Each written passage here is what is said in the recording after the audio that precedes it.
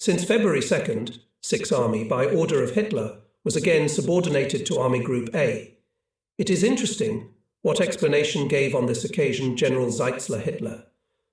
He wanted to transfer from the composition of this army 2 divisions in the Crimea, which then could already be considered lost. The reassignment of the Sixth Army to Army Group, he justified that he would not receive these 2 divisions from Army Group South. For the command of Army Group South, the transfer of the Sixth Army to some extent relieved the situation. We already had enough worries. Although we lost with this army a reservoir of forces, from which, having permission to timely withdraw this army from the eastern part of the Dnieper Arc and from the Nikopol bridgehead, we could draw reserves. However, this is exactly what Hitler did not allow. Now, under the onslaught of the enemy, he was forced to give up these areas. January 31st began a new powerful enemy attacks on the northern section of the Sixth Army east of Krivoy Rog, as well as from the south on the Nikopol bridgehead. They led to the enemy's inclination in the latter direction. After 3 days of fighting, the enemy managed to realize a breakthrough with large forces and in the northern section of the Sixth Army. Here suffered heavy losses of the 30th Army, against which operated 12 SD and 2 TK, although the ratio of forces by the number of divisions was only 2-1 in favor of the enemy. The first position of the corps was occupied by 6 divisions, and the second position 2 armoured divisions, but these divisions, due to insufficient replenishment of men and equipment, were only battle groups. In both divisions, by that time, there were only 5 serviceable tanks. There must finally come a moment when the brave troops, as a result of continuous overstretching, exhausted their strength.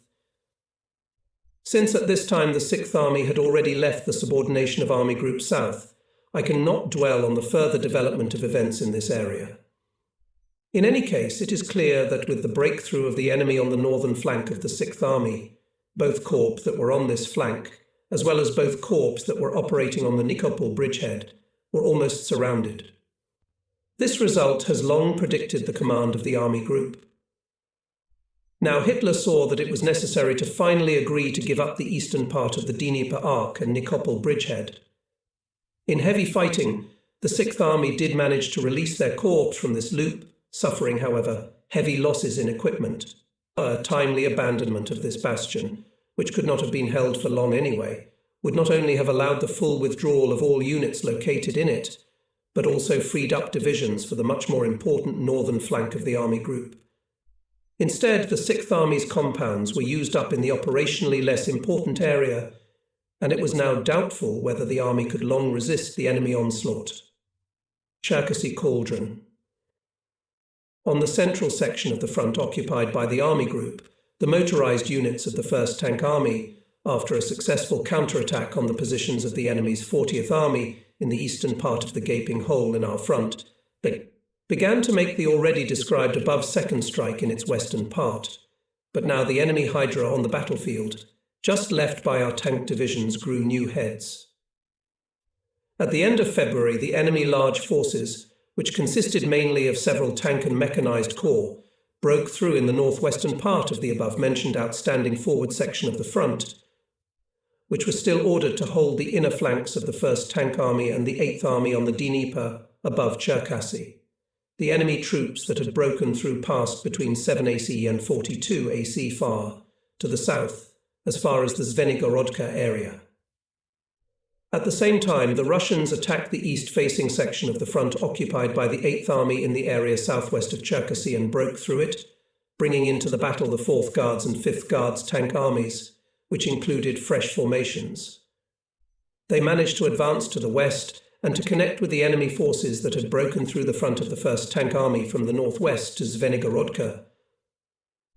Thus, the above-described front protrusion, resting in the north in the Dnieper, in which operated 42 AC of the 1st Tank Army, as well as 11 AC of the 8th Army, was cut off. This was the situation that I caught on January 28th on my return to the Army Group. The Group Command immediately took decisive measures to free the encircled corps.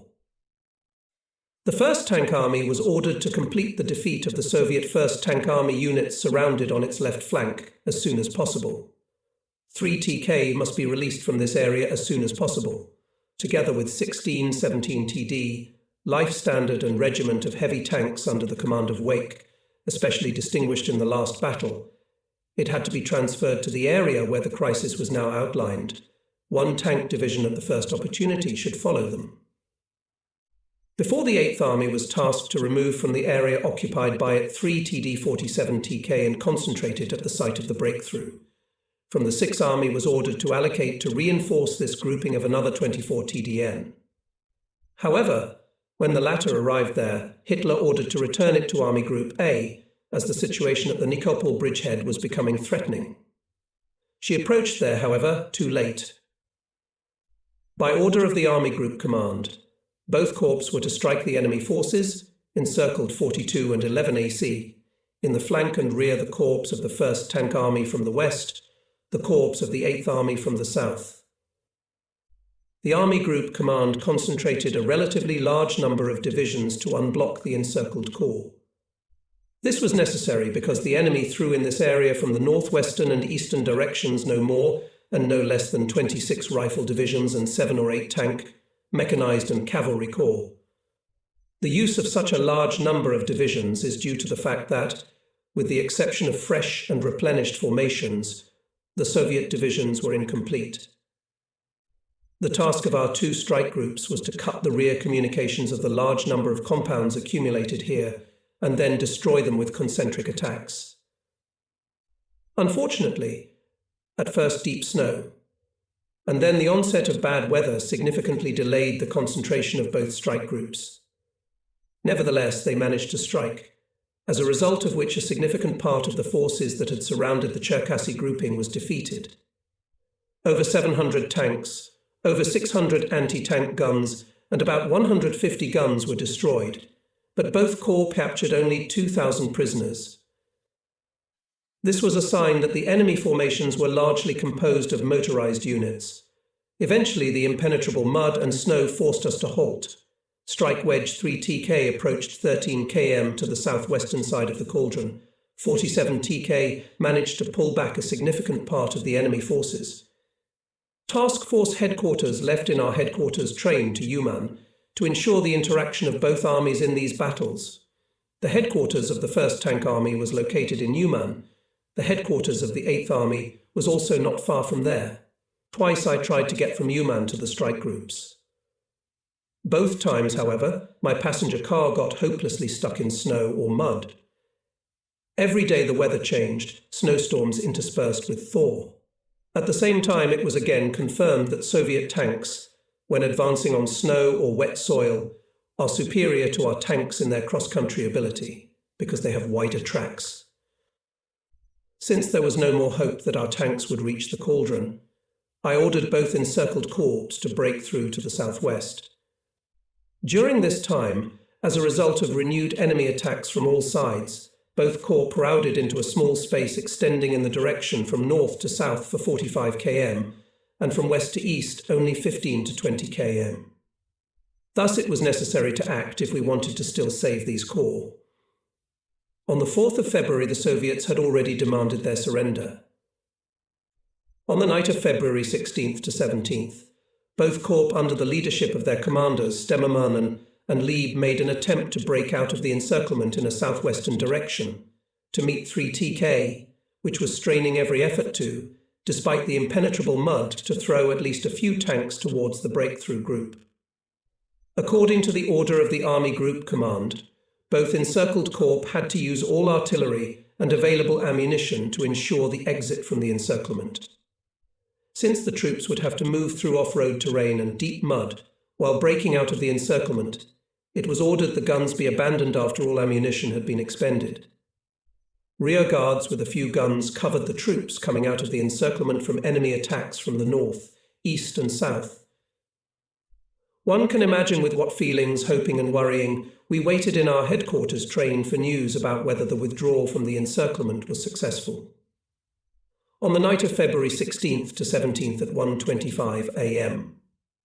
came the joyful news that the first connection between the corps leaving the encirclement and the advanced units of 3 TK had been established. The enemy, who was between them, was literally crushed. February 28th, we learned that the boiler came out of the 300000 to 32,000 people. As it contained 6 divisions and 1 brigade, this amounted to a large proportion of the active bayonets when the low troop strength was taken into account. It caused us great pain that most of the seriously wounded who came out of the encirclement could not take with them. General Stemmermann died during the battle. Thus we were able to save these 2 corps from the fate that befell the 6th Army at Stalingrad. Hitler, and here Hitler first, gave the order to continue the fight in the cauldron, but then retroactively approved the order of the army group to prepare for the exit from the encirclement.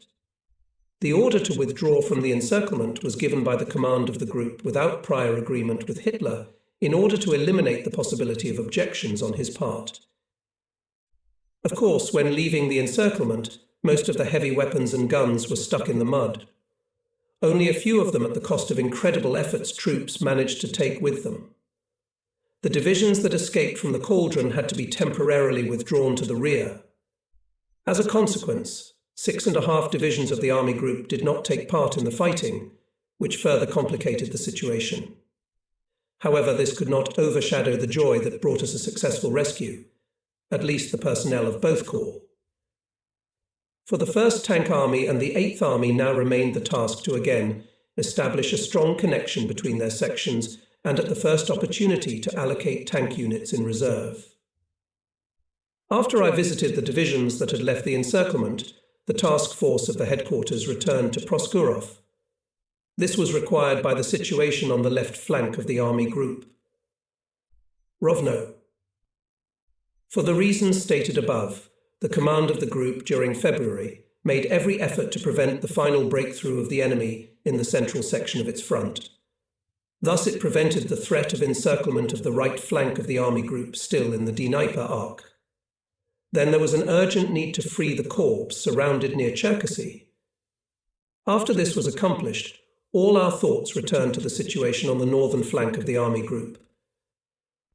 Here the 4th Tank Army occupied at that time even more or less continuous front facing northeast, from the area northeast of Vinnitsa to a point west of the small town of Shepetovka, located about 75 kilometers strictly north of Proskурov, where the headquarters of our army group.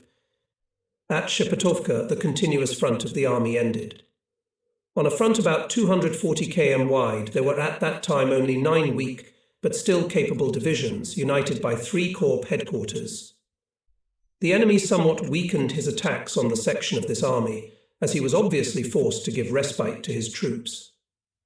Despite this, it was clear that the army is unlikely to be able to the above-mentioned forces to repel the advance of superior enemy forces.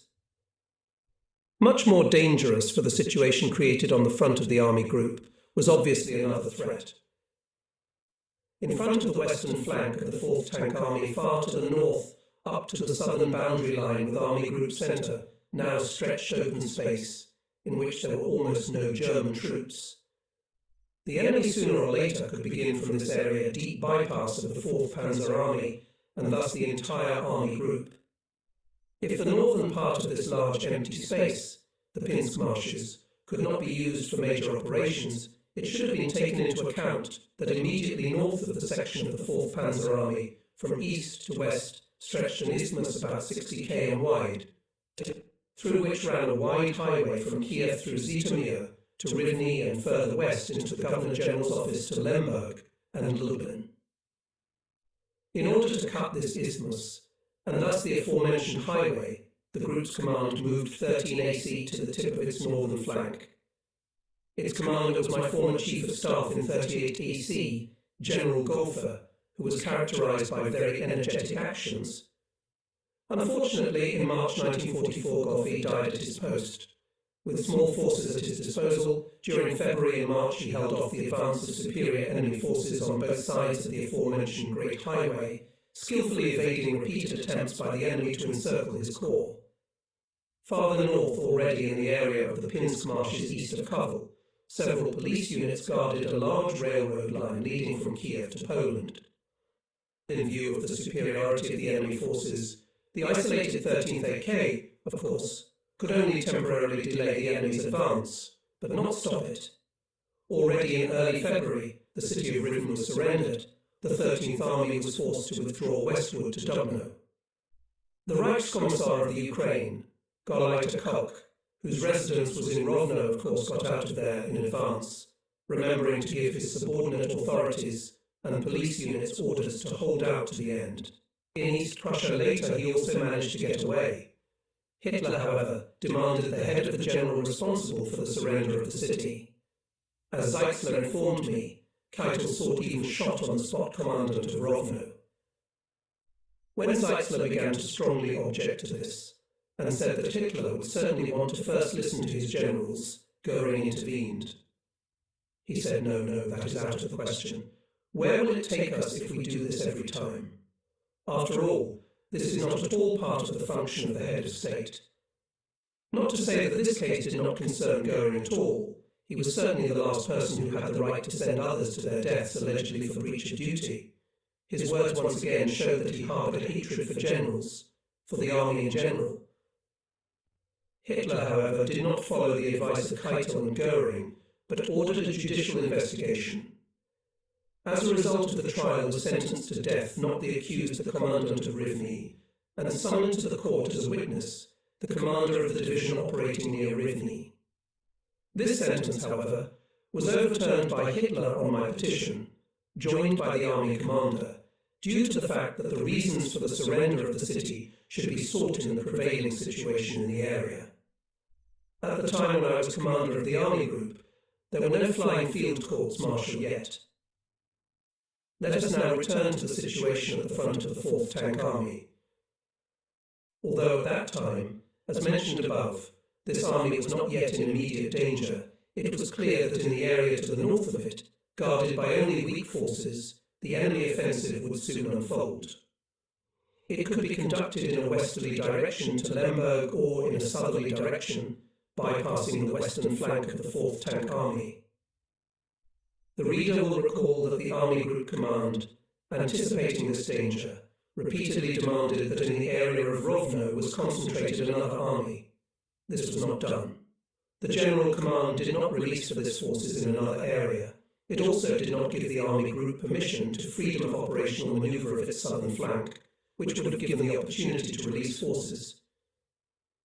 It goes without saying that the command of the group, after the end fighting in Cherkasy Cauldron, transferred a large number of tanks from the central section of the front to the left flank. They could be concentrated in this area by March 15th.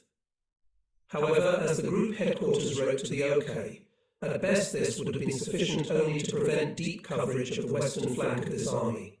Still, the decisive battle was expected on the left flank of the army group.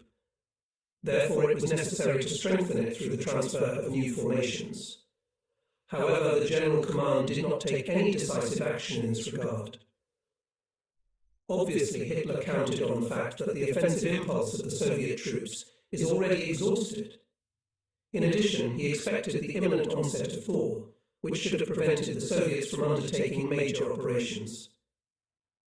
Although our offensive to relieve the encircled grouping at Cherkasy in mid-February was halted by snowstorms interspersed with thaw, the period of the real thaw was still far away. The question of whether the offensive impulse of the enemy was exhausted should have been considered, not forgetting the heavy losses of our troops. The Army Group headquarters cited in a report sent to the OKH to cover these two related issues a number of figures that allowed to create a clear picture of the losses of both sides and the arrival of replenishment. On the basis of numerous testimonies of prisoners, we calculated that the enemy units operating in front of our front in the period from July 1943 to January 1944 received about 10800 replenishments. This roughly corresponded to the losses that the enemy suffered during this period. The losses of the Army Group during the same period amounted to 405,409 men killed, wounded and missing.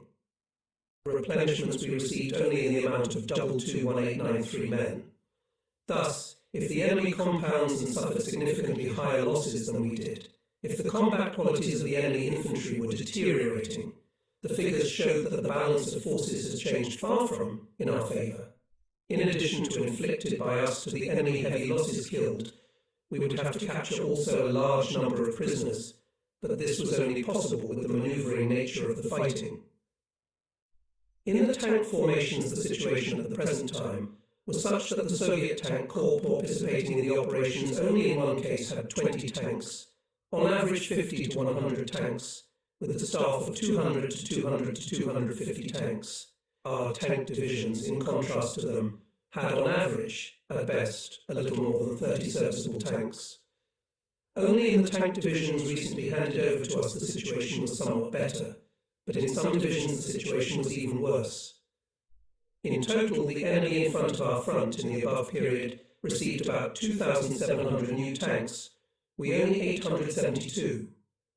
At the same time, we do not take into account the large number of compounds that the enemy held in reserve. Of interest may also be the following data characterizing the combat actions of individual armies that were part of our group. Of course, in some cases there could be errors caused by double counting, for example, of tanks hit.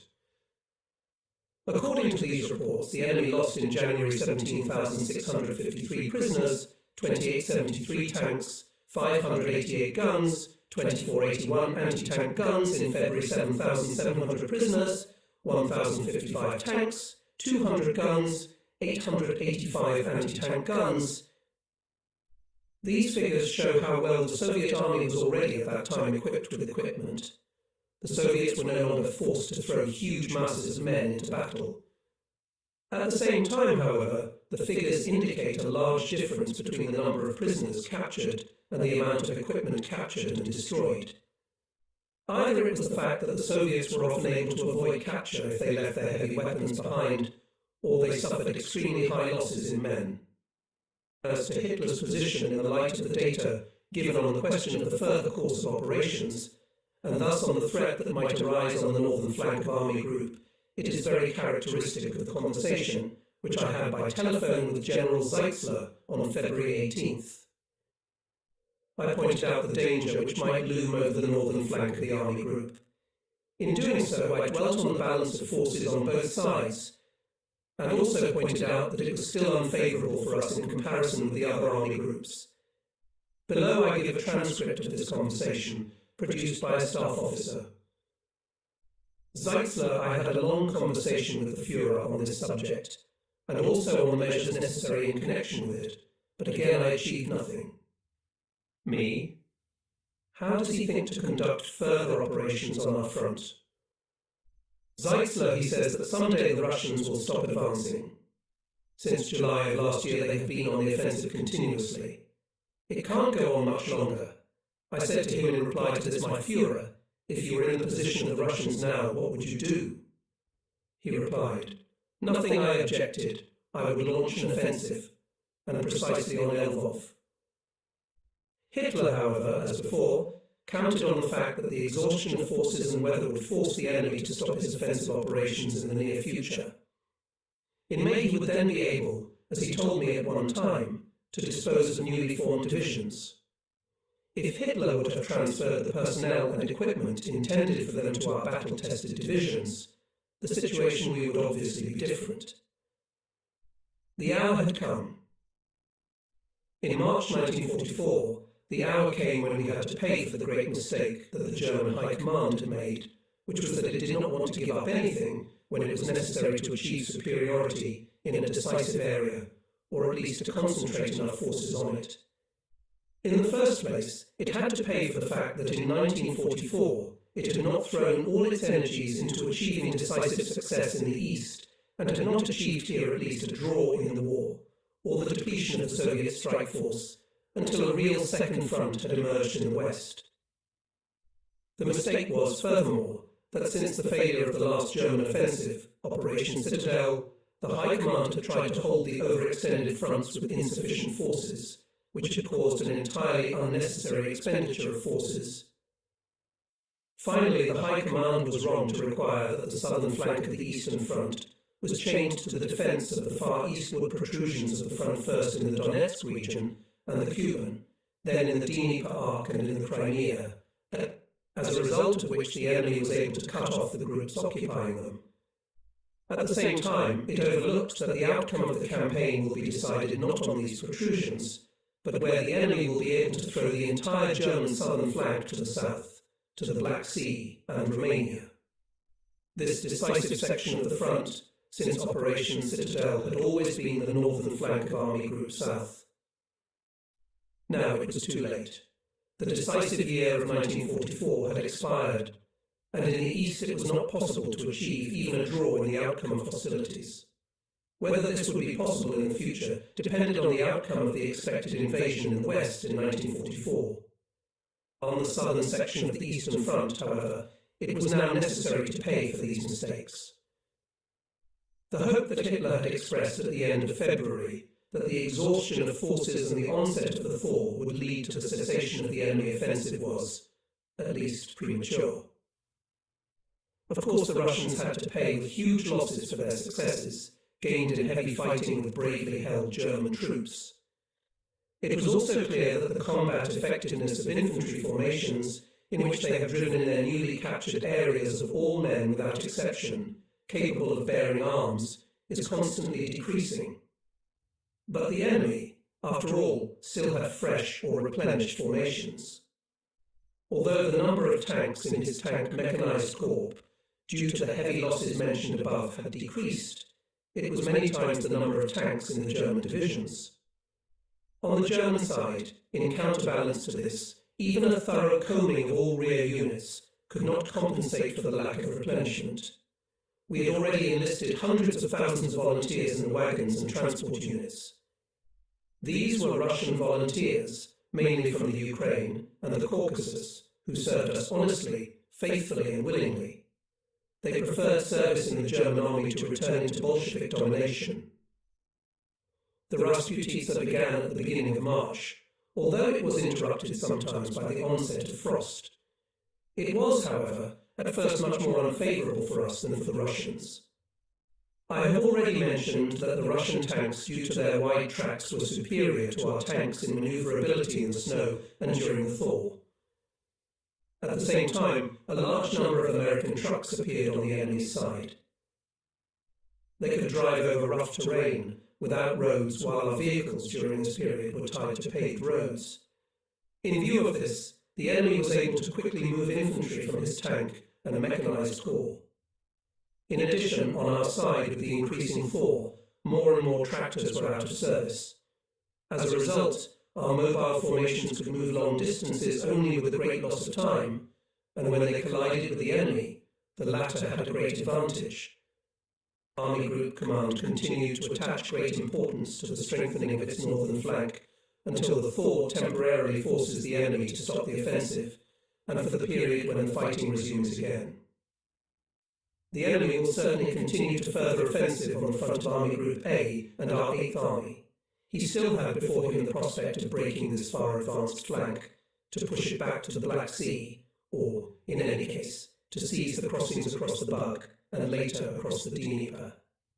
After all, here he was attracted by the goal of recapturing Bessarabia and clear the way to Romania and further into the Balkans. These countries Roosevelt obviously very much wanted to leave behind Uncle Joe. Nevertheless, we had on this flank the opportunity, if necessary, to apply elastic defence, and thus, due to the resulting significant reduction of the front of the 6th Army, to free up large forces. It was possible behind the lower reaches of the Bug, or the Dnieper, taking large forces positions for a decisive resistance to force the enemy to stop. When, therefore, already on February 22nd marked a new offensive of the enemy on the southern flank of the 8th Army, the command of the group demanded that he was given the freedom of manoeuvre for withdrawal. We did not intend to and could not transfer here new forces, which in other areas were much more necessary. The prerequisite for the withdrawal of the 8th Army was, however, to join this manoeuvre adjacent to us from the south of the 6th Army, moved further to the east. In this regard, the Army Group Command requested approval from the OK. Predictably, Hitler did not give it.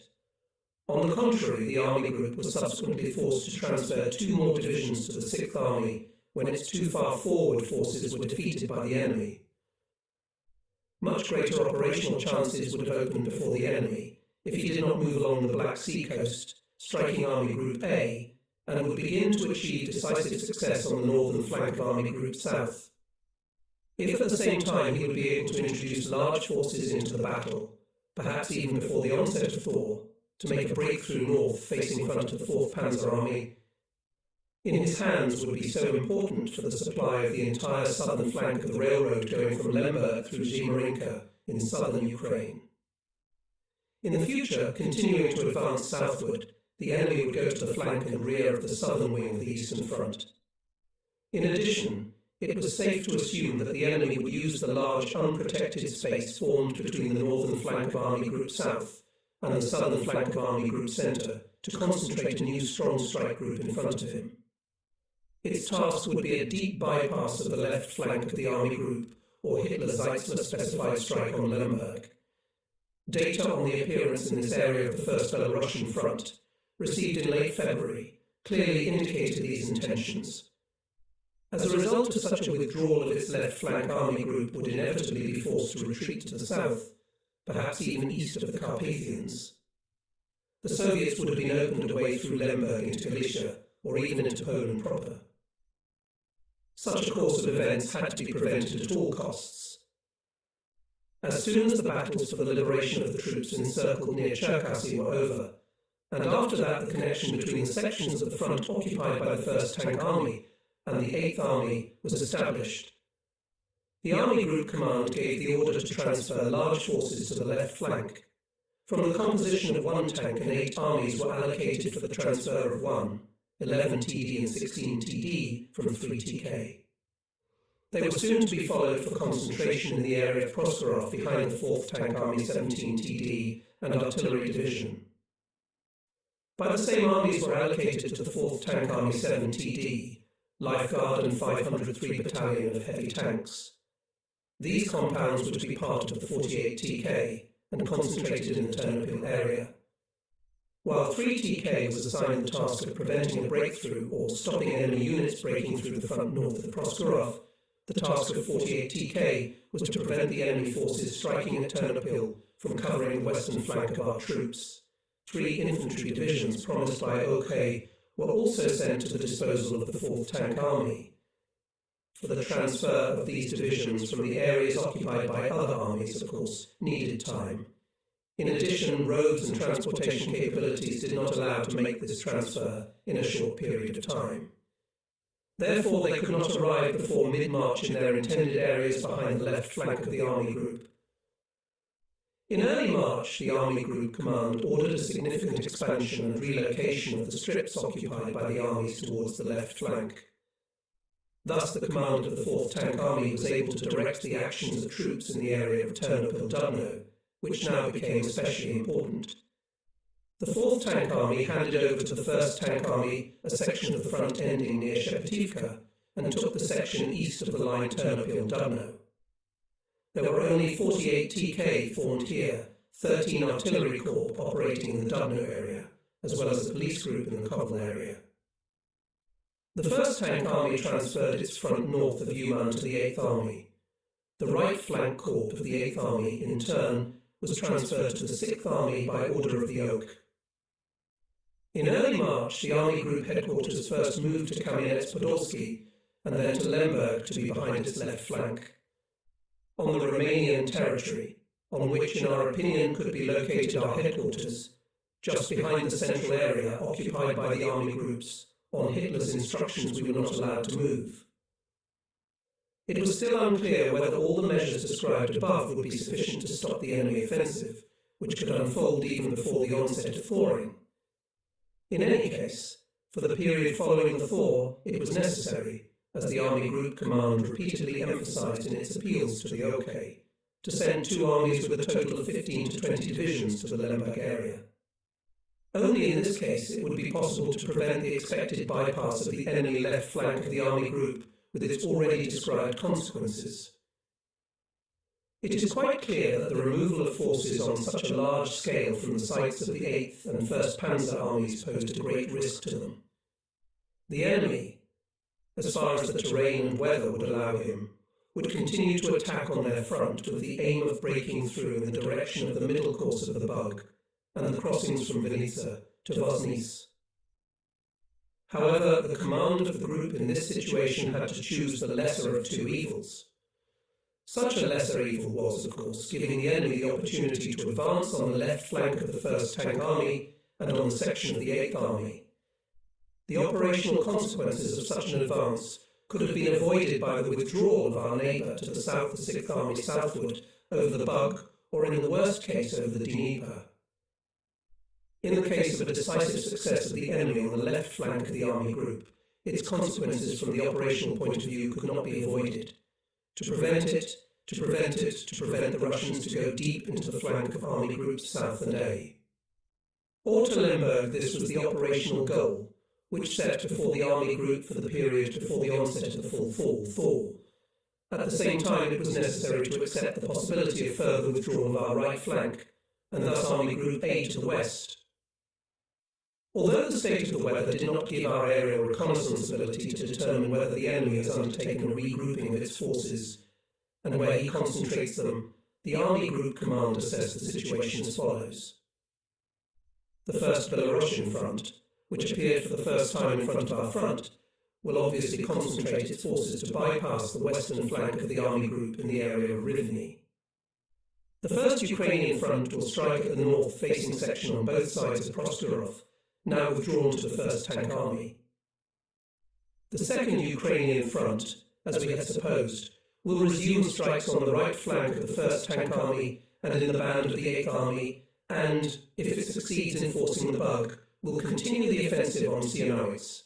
The 3rd and 4th Ukrainian fronts would continue to attempt to succeed on the right flank of the 8th Army and in the 6th Army section. On March 3rd, the offensive began on the left flank of the Army Group, on the sections of the 4th and 1st Panzer Armies. The enemy large forces, including a tank corps, attacked the 13th Artillery Corps, located near Dubno, and tried to encircle it. The main blow was made by the forces of 2 tank armies and the 60th Army, with the aim to break the front in the southern direction on section Proskurov-Ternopil.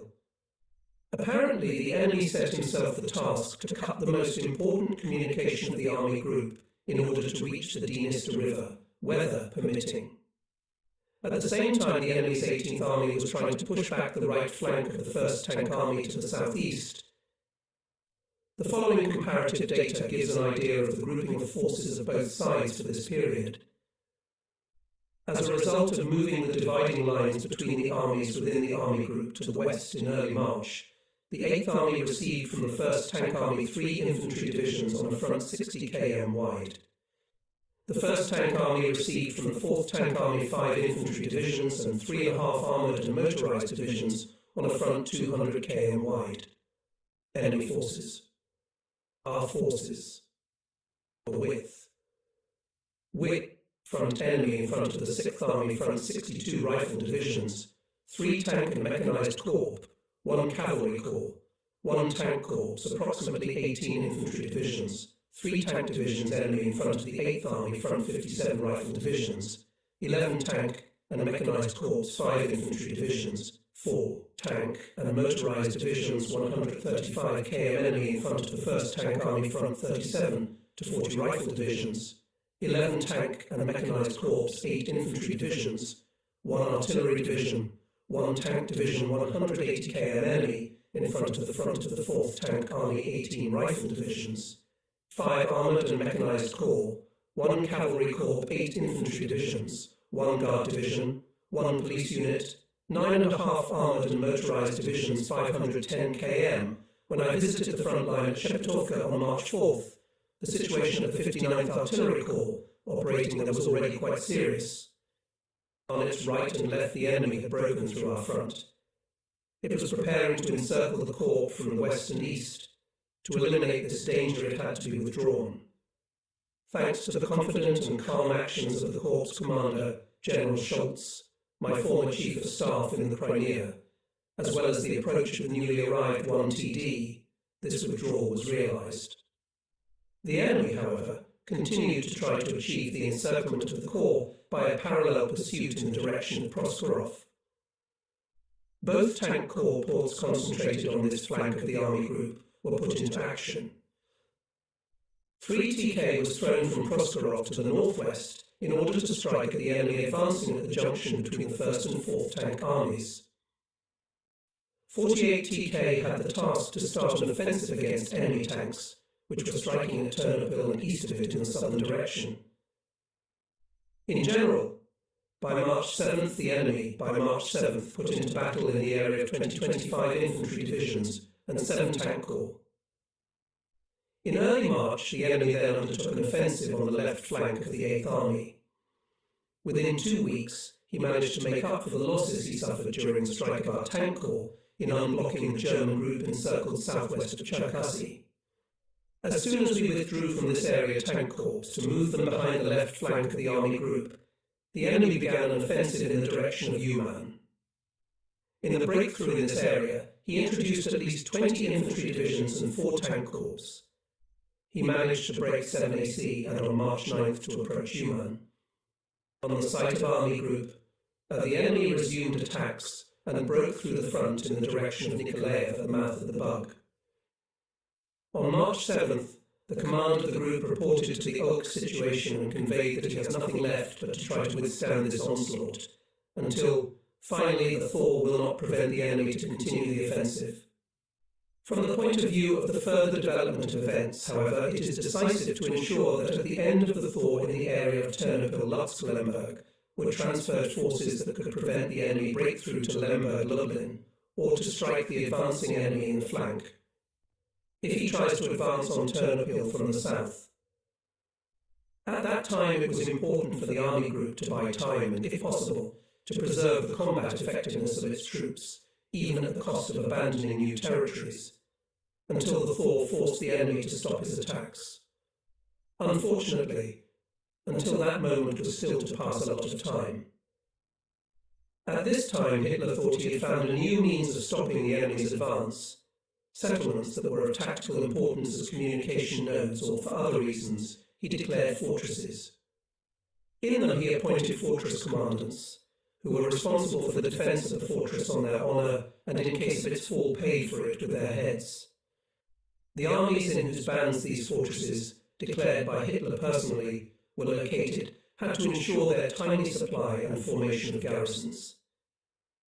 Hitler thought that these settlements, due to the fact that they blocked the way to important roads or frontiers, or due to the fact that the possession of such fortresses would attract the enemy, would delay his advance.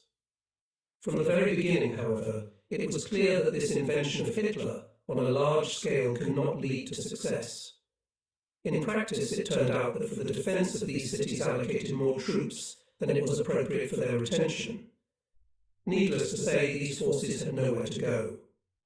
Fortresses without fortifications with a hastily assembled weak garrison sooner or later fell into enemy hands, not fulfilling the role assigned to them. Therefore, the army group command in each individual case demanded, and finally achieved, that these fortresses were abandoned before their encirclement by the enemy became inevitable. Only with regard to Ternopil it could not be done in due time. Here only the remnants of the garrison managed to escape from the encirclement. Unfortunately, this action of Hitler later, in 1944, led to heavy losses.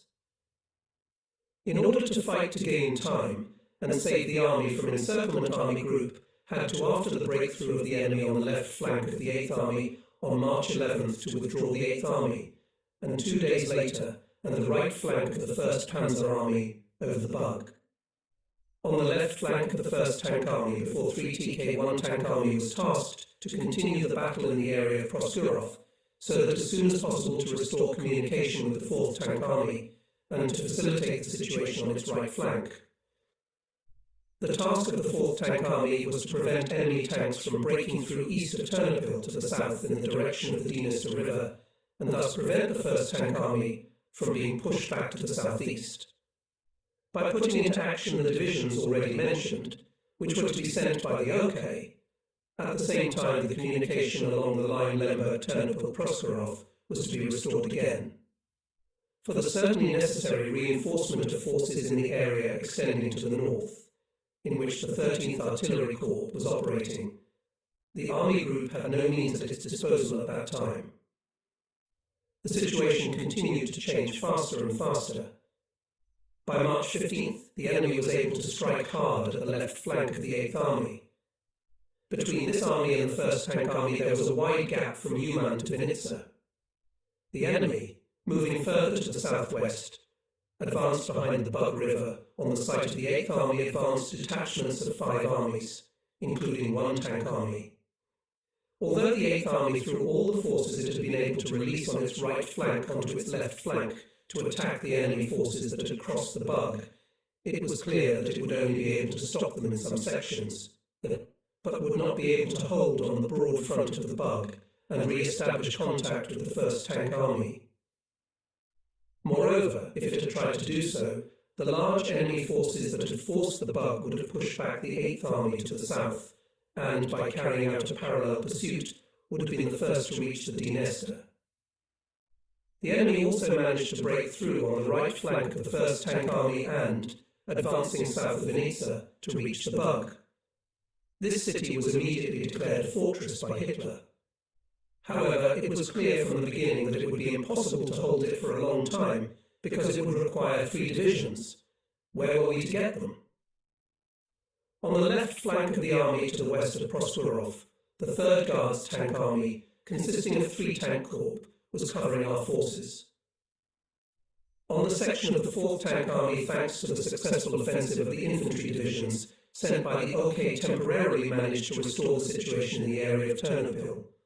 However, the 13th Artillery Corps, whose withdrawal to Brody was under the threat of encirclement.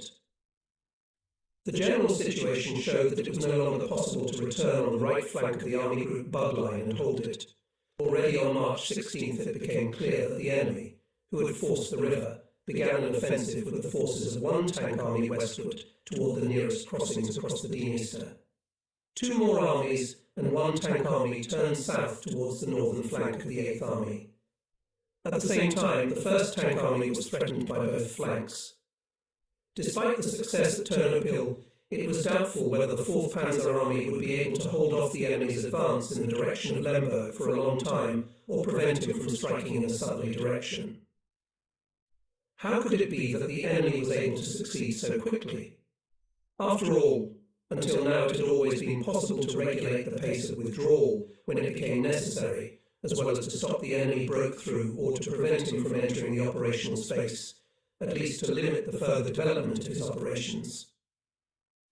In addition to the overwhelming superiority of enemy forces, the reason for this was, of course, the final exhaustion of our troops. German divisions in continuous fighting since mid-July were literally ground to a pulp. The numerical composition of the regiments reached only a small part of its original value. The remaining forces were also exhausted due to the constant overstretching of forces. The very small reinforcements sent to us, who had no military experience, could not compensate for the loss of experienced non-commissioned officers and soldiers. How could we make effective counterattacks if, for example, in the entire tank corps had only 24 serviceable tanks? Despite this, the troops performed amazing feats. Where it was possible to gather around experienced, brave soldiers and officers any significant group, it was able to repel the attacks of superior enemy forces.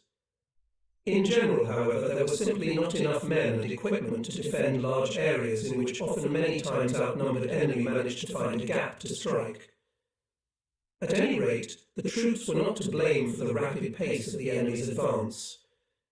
The fact that in very rare cases there were manifestations of cowardice in the current situation is not surprising. If all of the above applies to the entire area of the Army Group, it is still necessary to explain why it was on its right flank, in the band of the 8th Army and the right flank of the 1st Tank Army, there was such a sharp deterioration of the situation. The command of both armies in this was not guilty.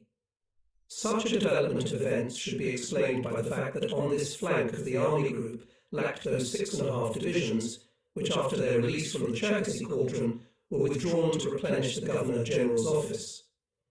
They were now nothing to replace them. In addition, the Army Group Command, as indicated earlier, took from these armies 2 tank corps with 6 armoured divisions to use them on the left flank of the Army Group. If these forces had been left in place, the situation on the front of both armies, of course, would have developed much better. Thus, the group command is certainly responsible for the events on its right flank. But how would the overall situation on the front of the army group, and thus on the entire southern flank of the Eastern Front, if the two corps were not transferred in time to the left flank of the army group? Certainly, in this case, by the beginning of March 1944, the northern flank of the army group would have been finally broken, and its remnants east of the Carpathians would have been thrown back to the south. Thus, the encirclement of the entire southern wing of the Eastern Front, or its withdrawal to the Balkans, could not be prevented. In this tense situation, I was summoned to Salzburg. A few days before, the adjutant of the armed forces under Hitler, General Schmund, had come to see me. He offered me to sign a rather strange document. It was a kind of pledge of loyalty of all field marshals, addressed to Hitler in connection with the propaganda deployed by General von Seydlitz, who was captured at Stalingrad. The idea for this document was apparently Schmund's, who thereby wanted to strengthen Hitler's faith in the army. Apparently, Hitler approved of this initiative and even very much welcomed it. Since all field marshals except me had already signed this document, I had no choice but to do the same. If I had refused, it would have meant that I sympathized with von Seydlitz's propaganda. Nevertheless, I told Schmund that as a soldier I considered such a step unnecessary. That German soldiers would not listen to the propaganda of the Free Germany Committee was self-evident to me. Confirmation that we would fulfill our soldierly duty was, in my opinion, unnecessary. However, the leaflets of the committee that were dropped over the Cherkasy cauldron did not reach their target, nor did the letter sent by General von Seydlitz to General Lieb, who was in the cauldron. Such a letter also came to my desk at that time. It seemed genuine. A Ukrainian partisan found this letter and gave it to us. The statement referred to above was delivered to Hitler on March 19th by Field Marshal von Rundstedt in the presence of many top officers of all branches of the armed forces. This act apparently made a great impression on Hitler. This call for an expression of loyalty, together with Hitler's disagreement with my suggestions, which I had so often made to him, and his refusal to recognize what was an absolute necessity, demand an answer to the question why I nevertheless remained in my post. In putting the question in this general form, I can only say that I, who had been at the front for many years now, where I had had to deal with such heavy tasks, was not then able to see that the regime prevailing in the country was degenerating. I also could not at that time to understand what Hitler really represents, to see what we take for granted today. The rumours spreading in the rear hardly penetrated to the front, least of all to us. The preoccupations and tasks that the war brought with it left us almost no time to think about general questions.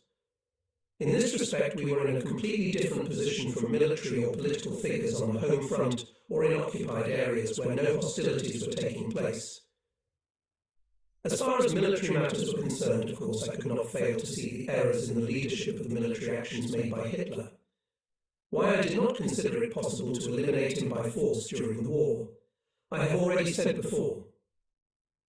As for me personally and the question of staying in my post, I often enough had the desire to leave it. Often, when Hitler did not agree with my proposals or tried to interfere in the affairs of the command of the army group, I asked the Chief of the General Staff to tell Hitler to look for another commander. What, however, always persuaded me, along with the requests of my closest associates, not to leave my post, cannot simply be characterized by the hackneyed words I wanted to prevent the worst. Rather, it was the conviction that perhaps no headquarters would be able to cope with the tasks of managing the troops on our decisive section of the front as ours, which had undergone years of heavy fighting. My departure would mean not just a change of commander, but much more. I was guided by a sense of duty to the troops subordinate to me, who in turn had confidence in their commander. I could not leave them to their fate. Only imminent death, which would threaten my troops, could force me to submit my resignation as a last resort in order to get from Hitler the most necessary. Such an occasion was soon to present itself in connection with the decision of the question of the death or salvation of the First Tank Army. The above-described act at Salzburg gave me the opportunity to make Hitler, in connection with the continuously deteriorating situation, the following proposals. immediate withdrawal of the Sixth Army behind the Dniester, it was still in a prominent far eastward bulge at the front on the lower reaches of the Bug, which required too much force. The same proposal was made by the commander of Army Group A, Field Marshal von Kleist himself. Rapid manoeuvring of large forces, which would thus be released from the Sixth Army, northward to the area between the Dniester and Prut in order to prevent the departure of the Eighth Army from the Dniester to the southeast.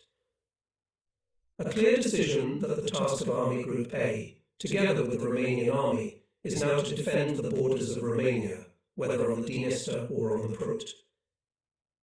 Immediate reinforcement of the northern flank of Army Group South in order to prevent its withdrawal to the Carpathians, as well as the breakthrough of the enemy at Lemberg.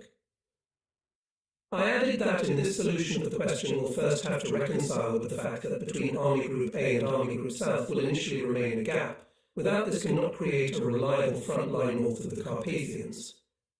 If the enemy later tries to advance through this gap in the direction of Hungary further into the Balkans, it will be possible to strike him from the north in the rear, as soon as reinforcements arrive, which Hitler promised to give in May. Hitler, however, was unwilling to accept such a far-reaching operational concept. He decided that Army Group A should remain on the Bug, and promised to carry out for the northern flank of Army Group South only a number of small secondary activities. With a detailed analysis of the situation, which I sent on March 22nd to General Zeitzler, I again sent the above proposals. I justified them by the state of the troops and the already existing situation in which it is impossible to restore a continuous front between the 1st Panzer Army and the 8th Army. It is necessary that Army Group A, which should be reassigned to the 8th Army, to cover the approaches to Romania, while Army Group South should prevent the enemy's advance north of the Carpathians to the west. For this purpose, the 4th Panzer Army must necessarily hold the line occupied by it, so its reinforcement is necessary. The 1st Tank Army, first of all, must restore communication with the 4th Tank Army and not let itself be thrown back to the south. Between both groups of armies, passes over the Carpathians should be covered by the Hungarian army. The gaze of the Hungarians, who at one time had entered the war, actually by compulsion, was still directed mainly at Transylvania, which in 1918 had been handed over to Romania. It was known that our allies, both Hungarians and Romanians, looked upon each other with such distrust that they preferred to keep their best units inland in order to have them at hand in case of need. After the defeat at the Don in the winter of 1942/43, both Romanian armies and then the only Hungarian army were withdrawn from the front. Marshal Antonescu, however, again made his forces available to guard the coast of the Sea of Azov. He also left Romanian units in the 17th Army, which had operated first on the Cuban bridgehead and then in the Crimea. He now transferred the new armies to Army Group A to defend the borders of Romania. After withdrawing their army from the front, the Hungarians left several divisions in the Reichskommissariat of Ukraine. However, they were strictly instructed not to participate in hostilities against the Soviets. We had to withdraw the Hungarians back in time as the front approached. Their tasks were limited to guarding the railroads and highways from partisans in the rear areas. Now, however, a critical moment had come for the Hungarians as well. We could not do without a capable Hungarian army in Hungary itself to defend the Carpathians and the area north of them up to the Dniester. But by this time the position of the Hungarian government had become very doubtful. In any case, on March 15th, General Lindemann, sent by the Oak, came to us, bringing with him, in case of treason by the Hungarian government, instructions for the rapid disarmament of the Hungarian forces behind our front. Fortunately, we did not have to fulfill this task. After Regent Horthy's visit to Salzburg, the 1st Hungarian Army, consisting of 2 corps, each with over 4 infantry divisions and 1 motorized infantry division, was subordinated to us on March 23rd. However, they had yet to be brought to mobilization readiness. In addition, the armament of the Hungarians was not sufficient and did not meet the requirements for formations fighting Soviet tank forces. In any case, it was hoped that these forces would be able to hold back the Soviet onslaught in the Carpathians. In the mountains, after all, the Russians could use their tanks only to a very limited extent. This hope was supported by memories of how in World War I the Hungarian Gonved had successfully defended the Carpathian passes against the Russians. The prerequisite for this was, of course, the energetic leadership of the troops by the Hungarians. However, the visit of the Hungarian General Lakatos and the commander of the 1st Hungarian Army on March 28th did not leave us with a particularly encouraging impression. Both generals, after listening to our demands, stated that their troops were not yet ready and that they had a shortage of anti-tank equipment. It was clear that some high-ranking Hungarian commanders did not want to vigorously defend the borders of their homeland. What could they expect from the Soviets? Already on the evening of March 19th, I was informed in Obersalzberg that the situation had deteriorated again. It turned out that the 8th Army, in spite of the fact that it had thrown all the forces it had been able to free on its left flank, had not been able to prevent its coverage from the west, as a result of which it had to withdraw southward here. The necessary solution in this case, the transfer to this section of the forces of the 6th Army, which should have been immediately removed from the front occupied by it, was not feasible due to the fact that Hitler still did not give his consent to this. The only thing left was to ask Marshal Antonescu to provide Romanian forces now, and thus extend the front of the 8th Army to the northwest. He himself envisaged to introduce them into the battle only when it became necessary to defend the Prut. Along with the aggravation of the situation on the front of the 8th Army, even a more threatening situation arose on the northern flank of the Army Group. The 1st Panzer Army occupied here, after its right flank had failed to gain a foothold on the Bug, a position facing northeast and running from the Dniester approximately to the Zbruch, along which ran the Polish border. To the west of this area, the 4th Tank Army, as mentioned above, managed by counter-attacking newly arrived divisions to temporarily restore the position in the area east of Ternopil. On March 20th, however, the enemy, who had concentrated for this purpose 2 tank armies, managed to break through on both sides of the dividing line between the 2 armies to the south in the direction of the upper reaches of the Dniester. On the 23rd of March, the front units of the enemy's 1st Tank Army had already reached the crossing of the Dniester north of Chernivtsi, and units of the 4th Tank Army had reached the crossing south of Kamenets-Podolsky. Thus the enemy came to the rear communications of the 1st Tank Army. As soon as the danger became apparent, the Army Group headquarters ordered the 1st Tank Army to withdraw to a reduced front between the Dniester and Proskurov in order to free up forces to fight for rear communications. At the same time, he also subordinated to the army a battle group from the 4th Tank Army under General Maus, the only island in the area flooded with troops from both enemy tank armies left in the rear of the 1st Tank Army. This group was to try to stop the main enemy forces advancing behind the tanks and cut off the tanks from their rear. However, it was clear that such measures cannot restore the situation on the northern flank of the Army Group. If so far only enemy tanks had reached the rear communications deep in the rear of the 1st Tank Army, it was possible to foresee that in the near future the army would be completely surrounded. If we still wanted to create north of the Carpathian strong front line, it was necessary that the 1 Tank Army was immediately removed from the threat of encirclement. Army Group Command sent the OK on March 23rd a request to the OK to urgently transfer our forces in order to dislodge the enemy from the rear area of the 1st Tank Army.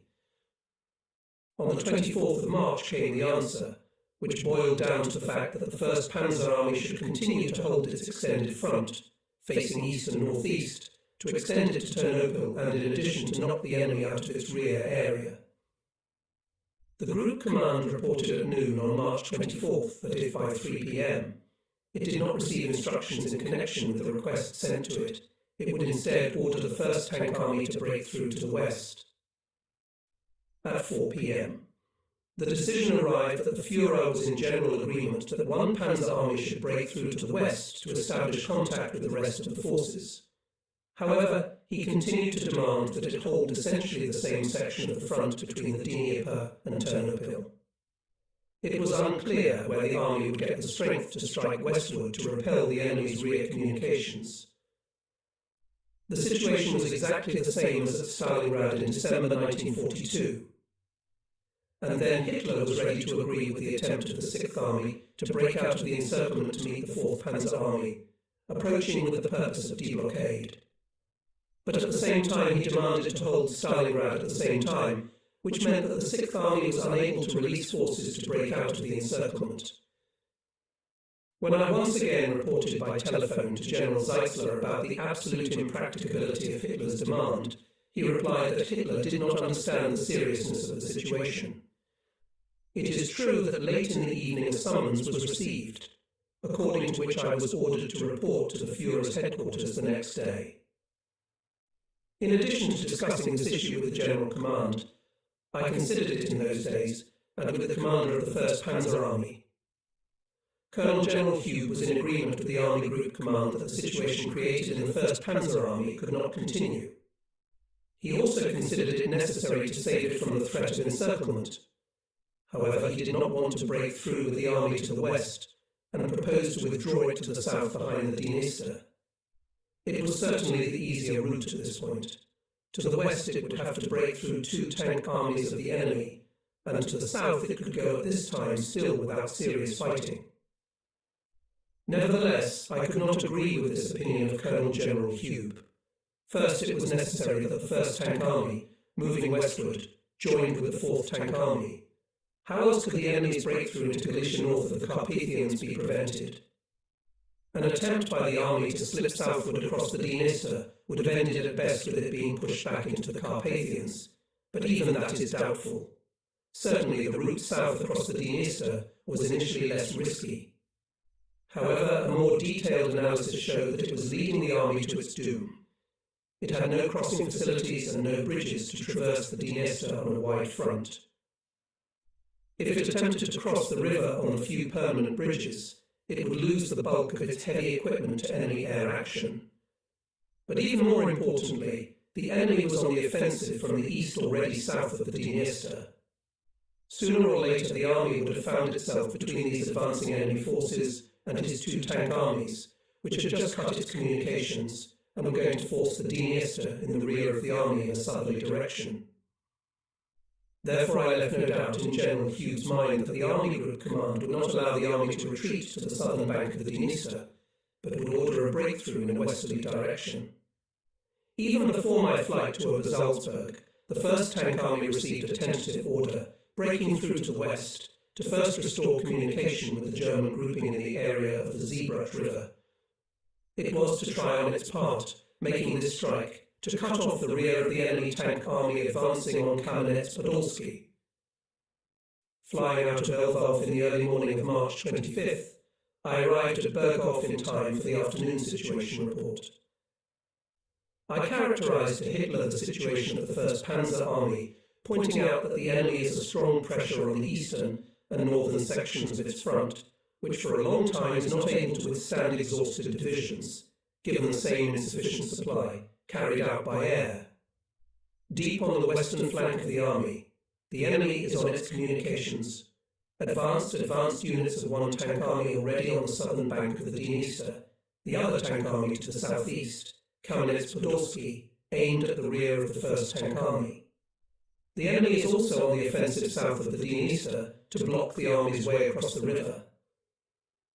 In such a situation, I noted, there is nothing else to do but to break through the army's tank formations to the west, to restore their rear communications and communication with the 4th Tank Army.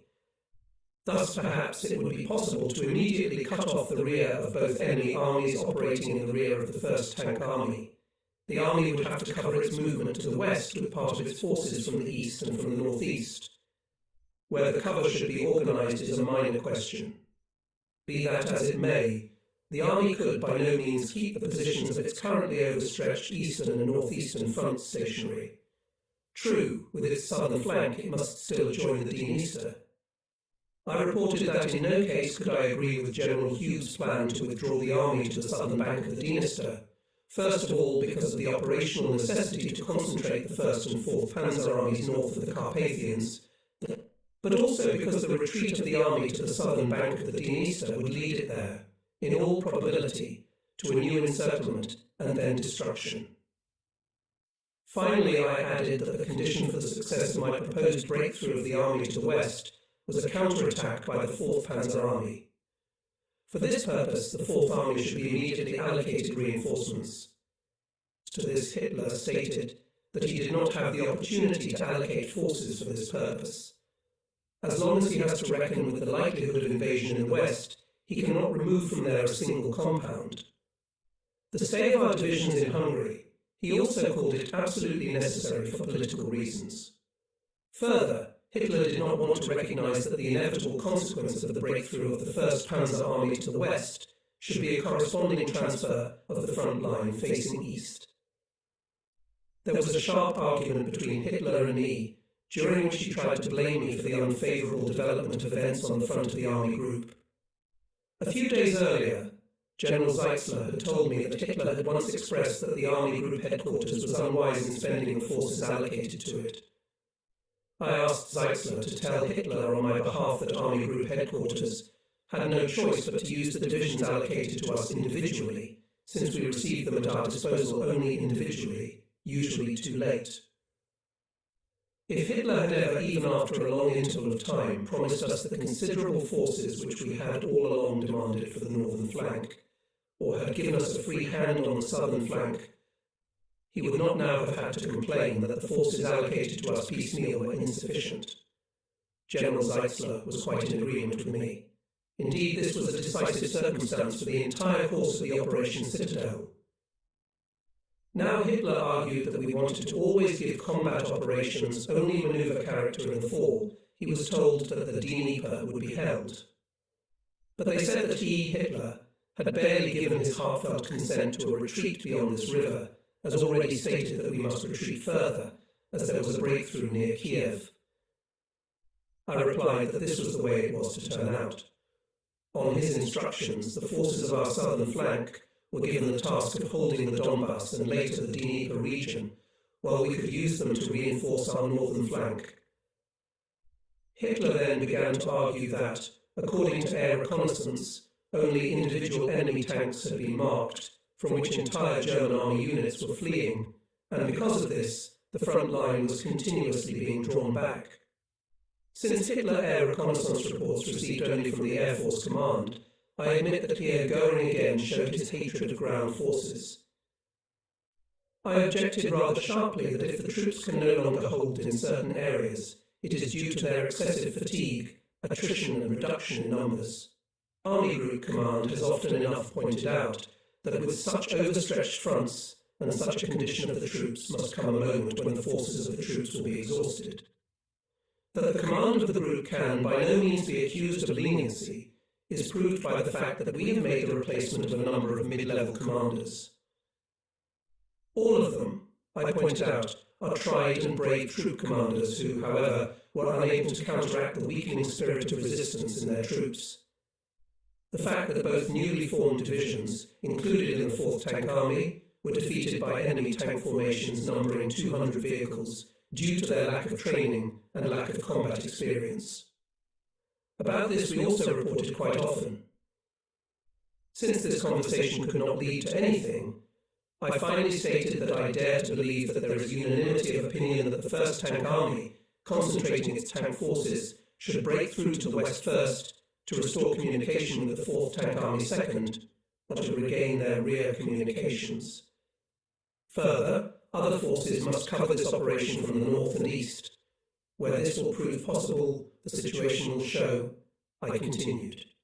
But the order to the 1st Tank Army I must give today.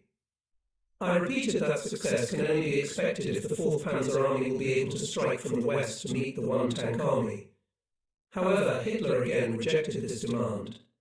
A secondary discussion was scheduled for the evening report of the situation. Despite the divergence of our opinions, Hitler and this time retained an appropriate tone. Coming out of that familiar large hall with a beautiful view of Salzburg, in which the reports were made, I asked to call the Führer's adjutant, General Schmundt. I asked him to report to Hitler that I consider it inexpedient for me to further command the army group, unless Hitler agrees to accept my proposals, I ask him to entrust the command of the group to someone else if Hitler finds it impossible to support my point of view and the proposed measures. After lunch, my Chief of Staff, General Bussey, called me at my apartment. Colonel General Hugh persistently suggested not to break through to the west, but to retreat southward beyond the Dniester. In the evening, a radiogram came from the army, which again indicated that a breakthrough to the west was not feasible, and a breakthrough to the south was a necessity. Already to the first proposal, General Boussin said negatively, but asked for my final decision. My decision remained the same: the army must break through to the west. When I appeared for the evening report of the situation, Hitler's mood changed radically. He began with the following words: "I have thought it over again. I agree with your plan regarding the breakthrough of the 1st Panzer Army to the west. I also decided to include in your proposed strike group 4 Panzer Army newly formed in the west of the SS Panzer Corps in the composition of 9 and 10 SS TDSS, as well as 100 HSD from Hungary and 367 PD. I reported that during this time I rejected the new proposal of General Hugh to break through to the south and insisted on the breakthrough of the army to the west. In my opinion," I continued, "the breakthrough to the west will be successful, as both enemy tank armies are likely to disperse their forces in the direction of crossing the Dnieper. Then, accompanying me, Chief of Operations, Lieutenant Colonel Schultz-Butcher, read my order to the 1st Tank Army for a breakthrough to the west. Using Hitler's unexpected concession, I expressed some more thoughts on the further conduct of hostilities. The task of Army Group South should be to create a stable front in the area between the Carpathians and the Pripyat marshes. The Army Group Command instructed to concentrate the 1st Hungarian Army north of the Carpathians in the area of Striyai, where it should defend the mountainous terrain between the mountain range and the upper Dniester. The 8th Army," I continued, "must now be included in Army Group A, to which falls the defence of the borders of Romania. First, we have to accept the existence of a gap between the two groups of armies. This gap should be covered in the area of the Carpathian passes by forces still in Hungary. I have made a proposal to create a unified command for the entire southern wing, including the Allied armies. Perhaps it would be appropriate, given the task to carry out the defence of the borders of Romania, to appoint a Commander Marshal Antonescu, giving him the status of German Chief of Staff. However, Hitler did not want to discuss the matter. He said only that the Marshal, for political reasons, would reject such a proposal. At the end of the discussion of the situation, which, in contrast to the day's report, was held in an atmosphere of complete harmony, Hitler went into the reception room to see if the table is set for us. With great satisfaction, he read to me a report of the Turkish press, which said that Germany long ago it was time to intervene in the affairs of Hungary. The situation there was much more ripe for this than could be supposed. On the morning of March 26th, I flew back to the Army Group. The 8th Army moved during this time in the subordination of Army Group A. The next day I arrived at the headquarters of the 4th Panzer Army to discuss the question of carrying out a strike, which the Army, together with the new forces promised to her by Hitler to carry out to meet the one-tank army. General Pay was confident that he would be able to re-establish communication with the 1st Panzer Army, although he expressed fears for the section of the front he held. Ternopil, declared fortress by Hitler, was surrounded. The same threat loomed over the 13th Artillery Corps on the left flank of the armies in the Brody area. However, here it was possible to avoid encirclement. In any case, after Hitler on March 25th, during the discussion of the situation, conceded to our demands, that the Army Group headquarters could confidently expect that the release of the 1st Panzer Army, and thus the concentration of it, and the 4th Panzer Army north of the Carpathians, will be crowned with success. However, it turned out that although the success achieved during the discussion on March 25th, and will allow to retain one-tank army, but Hitler, after the forced concession, obviously became the burden of cooperation with me. The same applied to Field Marshal von Kleist. He appeared in Obersalzberg 2 days later to finally achieve the withdrawal of his army group on the lower Dniester. On the morning of March 30th, I was awakened by the unexpected news that Hitler's plane Condor, which had already taken on board Field Marshal von Kleist at his headquarters, was soon to land in Lemberg. This airplane was to take me along with von Kleist to Salzburg. While I, together with my Chief of Operations Schultz Butcher and my Adjutant Stahlberg, was waiting at the Elbaf airfield for the landing of the Condor, my Chief of Staff was talking to General Zeitzler. The latter reported which, however, we were already clear that Hitler wants to remove both von Kleist and me from our posts. Upon arrival in Berchtesgaden, we first spoke with General Zeitzler, as Hitler wanted to receive us only before the evening report of the situation. Zeitzler reported that since our last meetings in Obersalzberg, Göring and Himmler, and probably also Keitel, had again launched attacks, especially against me. According to Zeitzler, this contributed to Hitler's decision to part with Kleist and me. When Hitler informed Zeitzler of his intention, he immediately demanded his dismissal, since he had always been in full agreement with me and could not stay if I left. But Hitler rudely refused his request, which was then repeated in writing as well. This honest and open behaviour of the Chief of the General Staff was worthy of high praise. I will allow myself to take the description of this my last meeting with Hitler from a diary entry I made the next day. It was in the evening at the Führer's. After the presentation of swords, he told me that he decided to transfer command of the army group to another general. In the East has passed the time of operations on a large scale, for which I was particularly suited. Here it is now important to simply hold positions tenaciously. The beginning of this new method of commanding troops must be associated with a new name and a new motto. Hence the change of command of the army group, the name of which he also intends to change. He, Hitler, wants to strongly emphasize that between us in no way there is no atmosphere of mistrust, as has previously occurred in the cases of other field marshals. He, Hitler, still has full confidence in me. He also never found any shortcomings in the management of the army group, moreover, was in complete agreement with the command of the group. But it is also clear to him, Hitler continued, that for a year and a half the army group command carried too heavy a burden of responsibility, and therefore rest seems well deserved. He knows that I am one of his most capable commanders, so he soon wants to use me again. But at this time there are no tasks for me in the East. For what is to be done there now, the most suitable to him seemed Model, who stopped the retreat of Army Group North, which took place in a difficult situation. Once again assuring me of his full confidence, the Führer also told me that he would never forget that before the campaign in the West. I was the only one who told him that the breakthrough at Sedan could and should have meant not only one battle won, but also had a decisive influence on the course of the entire campaign in the West. I replied to the Führer that I could certainly not object to anything, because he considered it possible under the circumstances to solve the tasks more successfully working with another commander, and therefore wanted to make an appropriate replacement.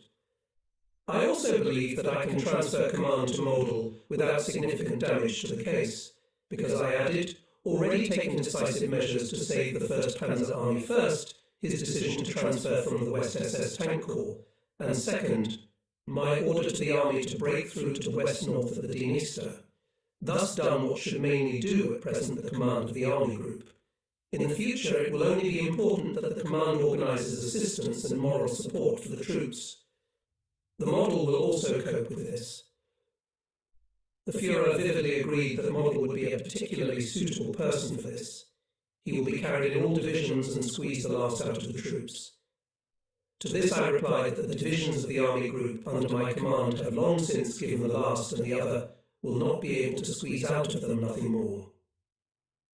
However much one may regard in isolation what Hitler said to me during this our last meeting, it should be noted that he still chose a decent form to say goodbye to me. The reason for this was not in the least due to Zeitzler's demand. If, he said, Hitler wants to remove Field Marshal von Kleist and me, then at least let him himself inform us of this, and the reasons that prompted him to do so. I knew that Göring and Himmler had long sought my removal. And yet Hitler's decision was apparently significantly influenced by the fact that he had to concede to me on March 25th, after he had previously, in the presence of a number of persons, rejected my proposals. When Hitler shook my hand in farewell, I said, "I wish you, my Führer, that your decision today will not prove to be wrong." Then, in a similar manner, Hitler announced his decision to Field Marshal von Kleist. When we left Berghof, in front of the door already stood our successors made in Field Marshal's Colonel General Model, who was to take command of Army Group South, renamed Army Group South, renamed Army Group Northern Ukraine, and General Schörner, who replaced Kleist. The next morning I flew back to Lemberg. My successor was delayed in Krakow by a snowstorm. Therefore I had the opportunity, giving April 1st, the front order for the Army Group, to ensure the interaction of our two tank armies during the beginning of the breakthrough operation. That same day in the afternoon, I visited the 4th Tank Army to discuss with the Army Commander the use of the newly arriving SS Tank Corps and to bid him farewell. With the commanders of the other armies under my command, I was only able to bid farewell in writing. On the evening of April 2nd, I handed over command to my successor.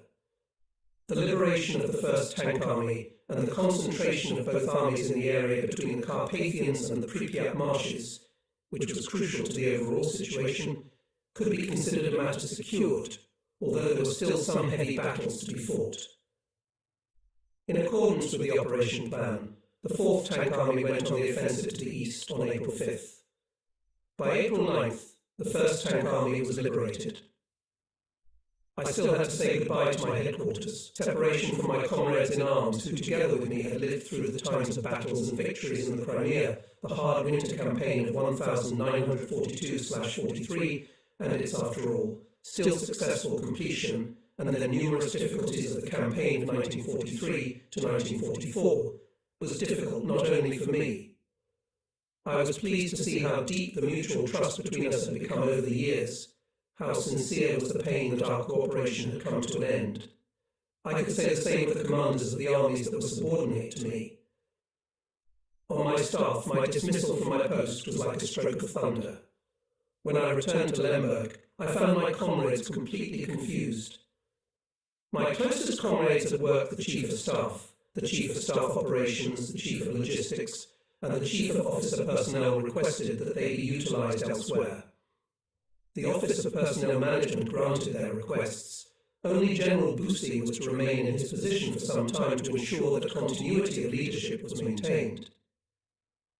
As for me personally, my removal from command meant that I was relieved of a responsibility that was becoming increasingly difficult to bear under the circumstances. This burden of responsibility consisted not so much in the extremely high demands placed on the troops and commanders by the uninterrupted 9-month struggle with the enemy, who had an overwhelming superiority in strength. In this struggle we always found a way out of a difficult situation, whether it was a question of stopping the enemy's advance or of striking him in defence, as a result of which he was deprived of the opportunity to gain, it seemed, a very close victory.